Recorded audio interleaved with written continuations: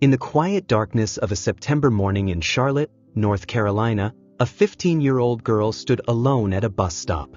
The time was just before 6 a.m. She placed a protective hand over her 8-month pregnant belly, perhaps thinking about the day ahead at school, or maybe dreaming about the future she hoped to build for herself and her unborn daughter. That morning would be the last of Tiffany Wright's life. What happens when the systems designed to protect our most vulnerable children fail? What happens when a young girl with dreams of becoming an attorney is left exposed to danger from those who should have been her protectors? This is the story of Tiffany Wright, a bright, ambitious teenager whose promising future was violently stolen in a moment of unimaginable cruelty. But this isn't just a story about a murder.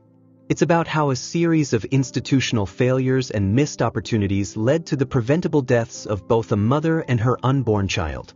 In the next few minutes, we'll explore how Tiffany, a girl who had already overcome so much adversity, was placed in the care of the very person who may have wanted to harm her.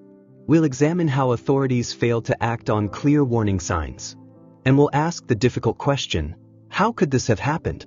The tragedy of Tiffany Wright forces us to confront uncomfortable truths about how our society protects, or fails to protect, vulnerable young people. It challenges us to look beyond the headlines and understand the human cost of these failures. Before we continue with this powerful story, if you believe every child deserves protection and that we must learn from these tragedies to prevent future ones, please subscribe to our channel. Your support helps us bring these important stories to light and advocate for meaningful change. Now, let's begin by understanding who Tiffany Wright was, not just as a victim, but as a young woman full of potential whose life mattered. Before Tiffany Wright became a headline, she was a child searching for stability in a world that had offered her little. Born in Charlotte, North Carolina, her early years were marked by uncertainty and change, a reality faced by thousands of children across America each year. When Alma Wright entered Tiffany's life, everything changed. The adoption provided Tiffany with something many take for granted: a permanent home. Neighbors recall Alma as a devoted mother who recognized Tiffany's potential and nurtured it with patience and love. Alma gave Tiffany structure, said a family friend who knew them both well. She helped with homework, cooked meals, created routines, all those small acts that build security in a child's life. You could see Tiffany flourishing under her care. In school, Tiffany began to shine. Teachers noted her quick mind and thoughtful questions. She developed an interest in the law after participating in a school project about the justice system. "I want to help people who don't have anyone to speak for them," she once wrote in an essay. This ambition to become an attorney wasn't just a passing fancy, it was a reflection of her empathy and her own experiences navigating complex systems. Had she lived, Tiffany would be 31 years old today. Experts in age progression imaging suggest she might have resembled what you see on your screen, perhaps with her mother's warm eyes and determined expression. We can only imagine the woman she might have become, the cases she might have argued, the difference she might have made. January 2009 marked a devastating turning point. Alma Wright's death left 15-year-old Tiffany without her anchor. Court records show that within weeks, the decision was made to place Tiffany under the temporary guardianship of Royce Mitchell, Alma's biological son and Tiffany's adoptive brother. This decision, made quickly and without thorough investigation, placed Tiffany in a vulnerable position that statistics suggest is all too common. According to the Department of Health and Human Services, children in foster care or temporary guardianship situations are 10 times more likely to experience abuse than children in the general population. A Johns Hopkins University study found that 33% of foster children reported being abused by a foster parent or another adult in the home. What makes these statistics particularly troubling in Tiffany's case is that warning signs about Royce Mitchell already existed. Court records would later reveal that Mitchell had a history of legal troubles and concerning behavior. Yet the system designed to protect vulnerable children placed Tiffany in his care with minimal oversight. The background checks were insufficient, noted child welfare expert Dr. Marissa Hendricks in a later review of the case.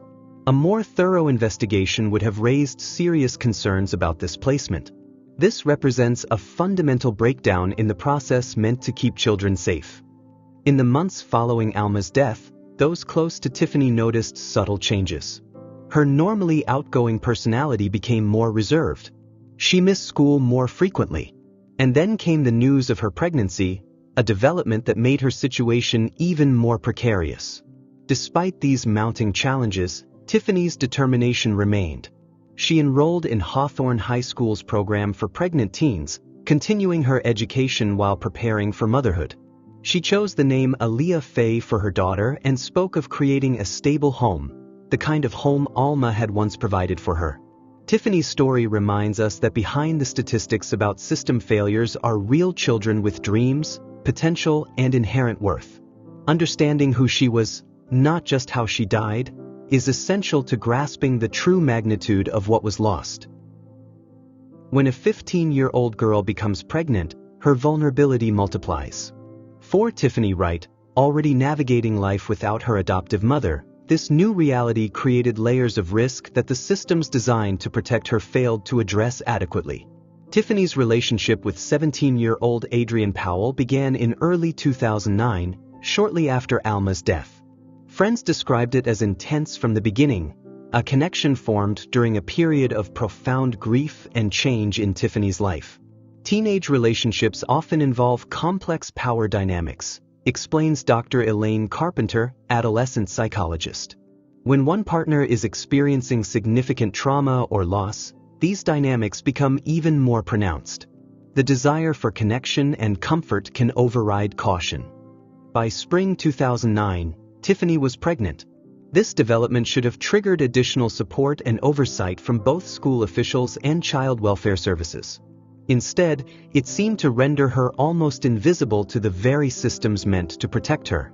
Meanwhile, troubling patterns were emerging in Tiffany's home life with Royce Mitchell. Court documents later revealed allegations that Mitchell had sexually abused Tiffany, a profound betrayal of trust and guardianship.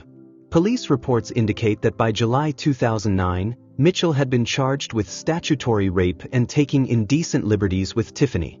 What's particularly disturbing in this case, notes former Child Protective Services Supervisor Maria Hernandez, is that despite these serious charges, Tiffany remained in an unsafe environment. The system moved at a bureaucratic pace while a child was in immediate danger. The warning signs were numerous and clear. Neighbors reported hearing arguments from the home. Tiffany's school attendance became irregular. Her normally outgoing personality grew withdrawn. A teacher noted in her file that Tiffany appeared unusually tired and distracted during classes. These changes represent classic indicators of abuse that went unaddressed. For those watching this who may interact with children in foster or guardianship situations, recognizing these signs could save a life. First, sudden behavioral changes, like withdrawal from activities once enjoyed or declining academic performance, often signal distress. Second, unexplained injuries or implausible explanations for injuries should raise immediate concerns. Third, a child who appears frightened of going home or shows anxiety around certain adults may be signaling danger. Fourth, inappropriate sexual knowledge or behavior for a child's age can indicate sexual abuse. In Tiffany's case, her pregnancy complicated the recognition of these warning signs. As Dr. James Forrester, child welfare policy expert, explains, when a teen is pregnant, adults sometimes unconsciously shift their perception, viewing the child as more adult-like and therefore less in need of protection. This is a dangerous misconception that can leave vulnerable youth even more exposed to harm. The relationship between Tiffany and Adrian Powell added another layer of complexity. While DNA evidence would later confirm Powell was the father of Tiffany's baby, his role in her life during this period remains unclear. What is known is that after Tiffany's death, Powell's behavior raised questions. He deleted all text messages and call records between himself and Tiffany, allegedly on the advice of a schoolteacher.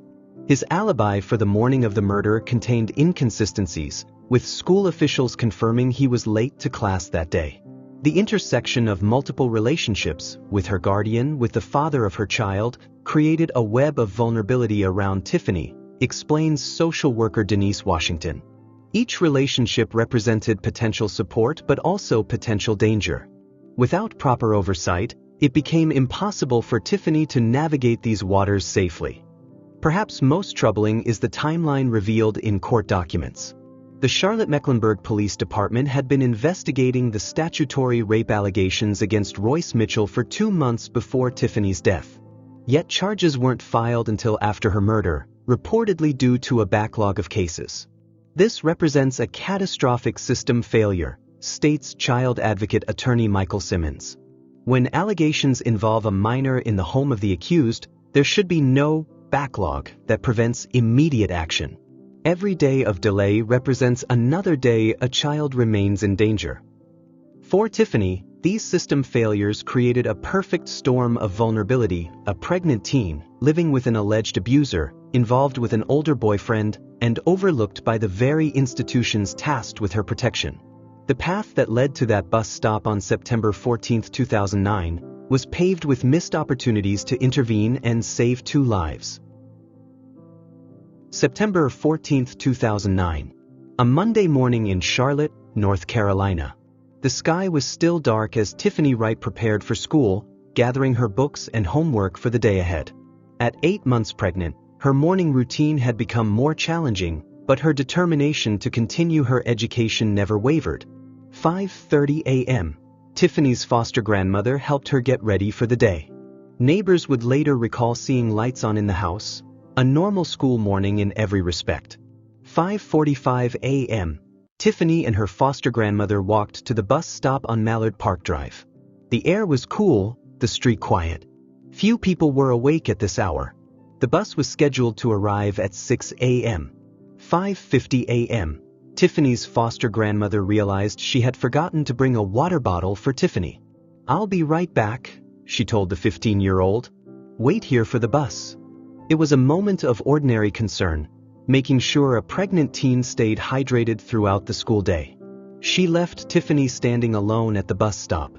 5:55 a.m. In this brief window of time, just minutes, someone approached Tiffany at the bus stop. There were no known witnesses to what happened next. 5:57 a.m. Multiple gunshots broke the morning silence. A nearby resident, startled awake by the sound, called 911. "I heard shots," the caller reported. "Several shots right outside." 6:02 a.m. Police arrived at the scene to find Tiffany lying on the ground, critically wounded. She had been shot multiple times, including 2 fatal shots to the head.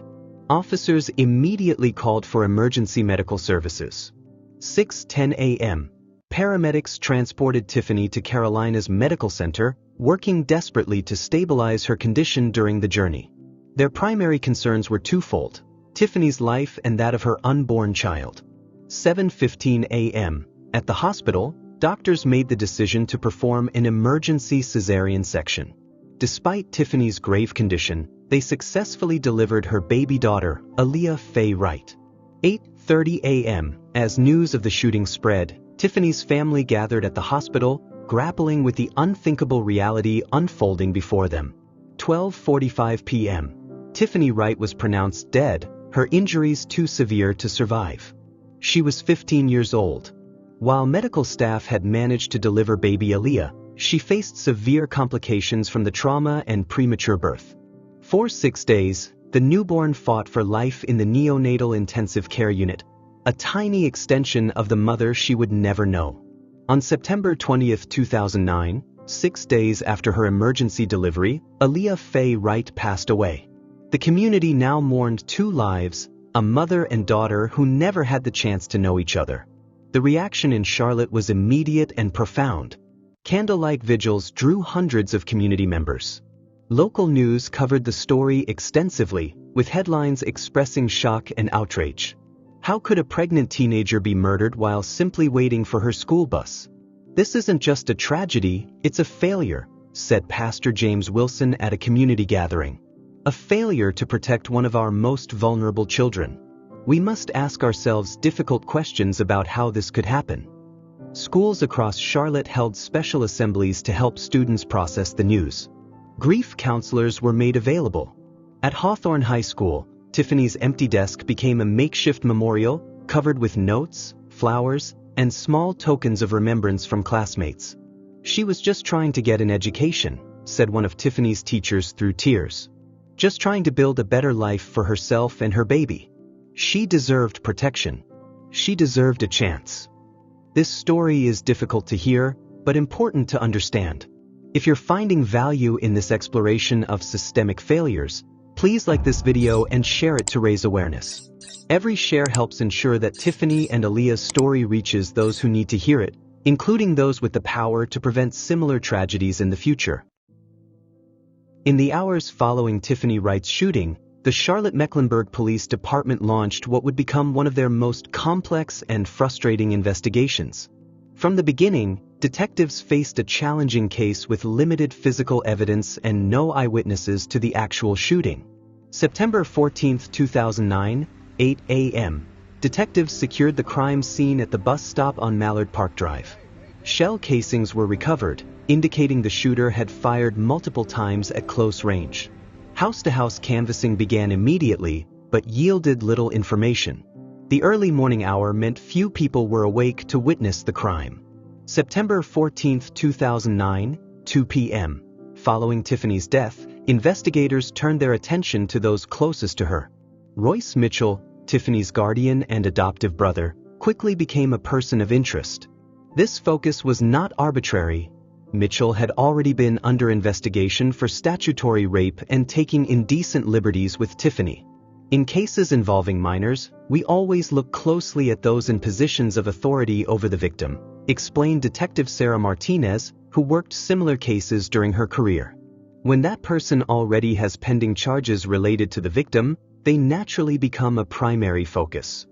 September 15, 2009, investigators interviewed Mitchell, who denied any involvement in Tiffany's death. He provided an alibi, claiming he was at home asleep at the time of the shooting. Without witnesses or immediate evidence to contradict his statement, detectives continued building their case methodically. September 16, 2009, the investigation expanded to include Adrian Powell, the 17-year-old father of Tiffany's unborn child.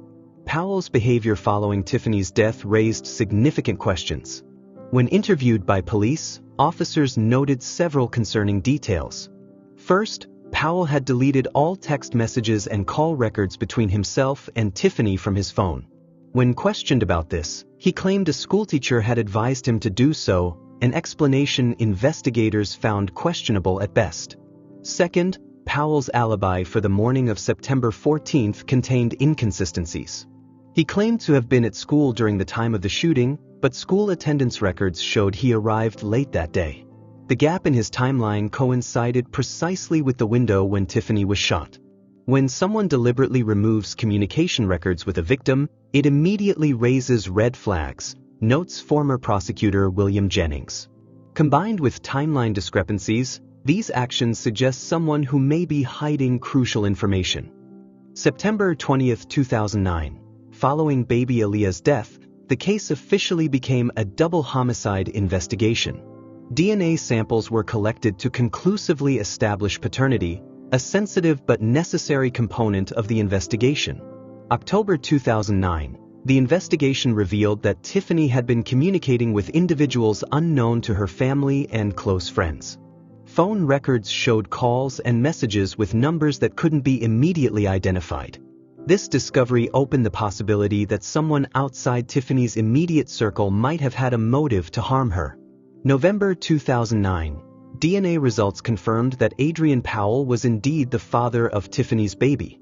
This evidence eliminated one theory, that Royce Mitchell might have killed Tiffany to cover up paternity. However, it intensified scrutiny on Powell, whose behavior after the murder continued to trouble investigators. December 2009, in a development that complicated the investigation, Adrian Powell withdrew from school and moved to Buffalo, New York. While not illegal, this sudden relocation made it more difficult for Charlotte investigators to follow up on new questions or evidence. Cross-jurisdictional movements often hamper investigations, explains criminal justice professor Dr. Raymond Turner. When a person of interest leaves the state, simple follow-up interviews become logistically challenging. Evidence gathering becomes more complex. These practical hurdles can significantly slow an investigation's momentum. January 2010, The case against Royce Mitchell for statutory rape and indecent liberties was formally dropped after DNA evidence confirmed he was not the father of Tiffany's baby. However, he remained a person of interest in her murder due to his history of alleged violence toward her. March 2010, with leads dwindling and no arrests made, the investigation began to slow. Detectives continued pursuing every available angle, but the case gradually transitioned from an active investigation to what police term a cold but open case. The impact on the community was profound. As months passed without an arrest, residents of Charlotte expressed growing frustration and fear. Parents became more protective of their children at bus stops. Schools implemented additional safety measures. Community forums addressed concerns about violence and the perceived lack of progress in the case. When a pregnant teenager can be murdered at a bus stop and no one is held accountable, it shakes a community's sense of safety to its core, said community activist Darlene Washington at a 2010 forum. Every day without justice is another day we feel the system has failed. For Tiffany's family, the lack of resolution compounded their grief. Each passing month without answers deepened their pain. They established a small foundation in Tiffany and Aaliyah's names, dedicated to supporting pregnant teens and advocating for better protection of vulnerable youth. To this day, the case remains officially unsolved. The Charlotte-Mecklenburg Police Department maintains that the investigation is ongoing, with detectives periodically reviewing evidence as new forensic technologies become available. But for now, the question remains: who killed Tiffany Wright and her unborn daughter? And will they ever face justice? When a 15-year-old girl is murdered while waiting for her school bus, the tragedy extends beyond the crime itself. Tiffany Wright's death represents a cascade of institutional failures, moments when systems designed to protect vulnerable children instead left them exposed to danger. The first critical failure occurred within Child Protective Services. Following Alma Wright's death in January 2009, the decision to place Tiffany under Royce Mitchell's guardianship appears to have been made with minimal investigation into his background or suitability. Standard protocol requires thorough background checks, home studies, and ongoing supervision when placing a minor with a guardian, explains Dr. Eleanor Simmons, former director of a state child welfare agency. In Tiffany's case, these safeguards seem to have been abbreviated or overlooked entirely. Court records reveal that Mitchell had a history of legal troubles that should have raised immediate concerns. A proper background investigation would have uncovered these issues and likely prevented the placement. Instead, Tiffany was entrusted to someone who allegedly exploited rather than protected her. This represents a fundamental breakdown in the system's primary function, notes child welfare attorney Marcus Johnson. The first responsibility of CPS is to ensure a child's safety. When basic background checks are rushed or incomplete, we place children directly in harm's way. The second major failure came from law enforcement and the district attorney's office. Despite allegations of statutory rape and taking indecent liberties with Tiffany, legal action against Mitchell was delayed for months. The Charlotte-Mecklenburg Police Department had been investigating these allegations for 2 months prior to Tiffany's death, yet charges weren't filed until after her murder. When allegations involve a minor living with the accused, there should be no delay in action, states former prosecutor Vanessa Torres. The standard procedure should be immediate removal of the child from potential danger while the investigation continues. The explanation of a backlog of cases is wholly inadequate when a child's safety is at stake. Had these charges been pursued promptly, Tiffany might have been removed from Mitchell's home and placed in a safer environment. This delay represents a missed opportunity that had fatal consequences. The third failure occurred within the educational system. While Hawthorne High School offered specialized programs for pregnant teens, the support provided to Tiffany appears to have been primarily academic rather than comprehensive. Schools serving vulnerable populations like pregnant teens need to function as more than just educational institutions, explains education specialist Dr. James Wilson. They should serve as hubs connecting students to social services, counseling, healthcare, and safety planning when necessary. There's no evidence that Tiffany received this level of wraparound support. Teachers and staff likely noticed changes in Tiffany's behavior and attendance but lacked clear protocols for intervention. Without established systems for identifying and addressing potential abuse, warning signs went unaddressed. Finally, the broader community support network for vulnerable teens in Charlotte showed significant gaps. Despite being both a minor and pregnant, two factors that significantly increased her vulnerability, Tiffany had limited access to resources that might have provided alternative housing, counseling, or protection. Communities need robust safety nets for their most vulnerable members, says social work professor Dr. Amara Johnson. This includes emergency housing options, 24-hour crisis lines, and advocates who can navigate complex systems on behalf of minors. When these resources are limited or inaccessible, we leave teens like Tiffany with nowhere to turn. What makes these failures particularly troubling is their interconnected nature. When one system fails, others should provide backup protection. In Tiffany's case, every layer of protection had gaps that aligned perfectly, creating a path to tragedy. The systems didn't just fail individually, they failed collectively, notes child advocate Rebecca Martinez. CPS placed Tiffany in an unsafe environment. Law enforcement delayed action on abuse allegations. The school didn't provide comprehensive support, and community resources weren't readily accessible.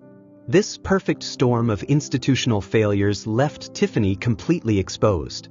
Perhaps most disturbing is that these same systemic issues persist today. Across America, child welfare agencies remain underfunded and understaffed. Legal systems continue to face backlogs that delay critical protective actions. Schools still struggle to provide comprehensive support to vulnerable students. And community resources for at-risk youth remain insufficient in many areas. These systemic failures continue today. Comment below with your thoughts on what changes are needed in our child protection systems. Your voice matters in this conversation about how we can better protect vulnerable children like Tiffany. The story of Tiffany Wright is not just a tragedy to be mourned, it's a call to action. Her life and death hold valuable lessons that, if heeded, could save other vulnerable young people from similar fates. For cases like Tiffany's that remain unsolved, it's important to remember that cold cases can be solved years or even decades later. Advances in forensic technology, new witness testimony, or changes in relationships that lead people to come forward can all provide breakthrough evidence.